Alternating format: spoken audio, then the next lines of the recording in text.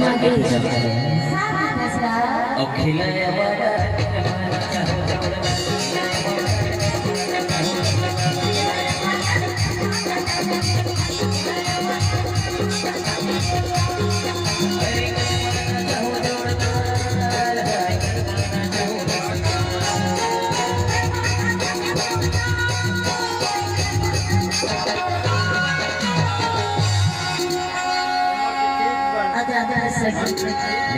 हमें छोट-छोट करना थी तो मजा नहीं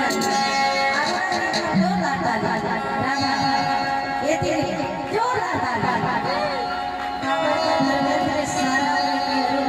आई वाला बोले जाता एकदम एक्साइटेड वाला देख जो लाता ही बजा रहा है अकेला ही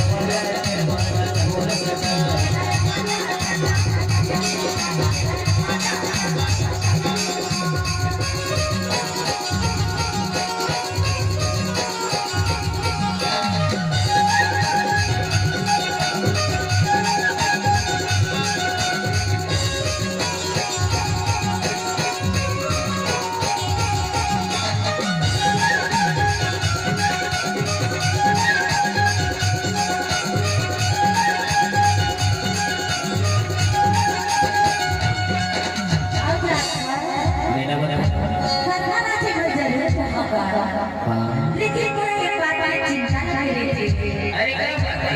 अरे अभी कहाँ पे बोला अरे भाई एक ही कोई से गाड़ दिया देखो ऊपर दिखाने वाले से गाड़ के बनाएंगे ये किसी का रखने अच्छा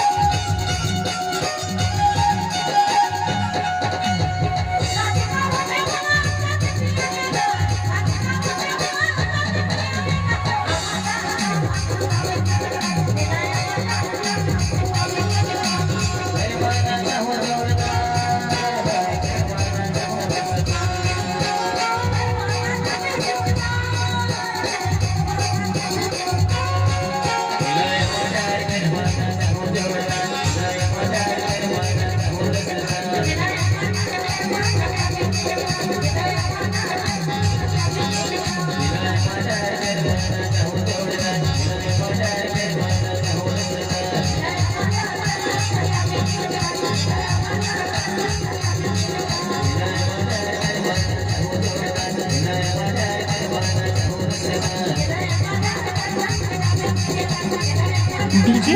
नागेश म्यूजिक आप सबका स्वागत करता है।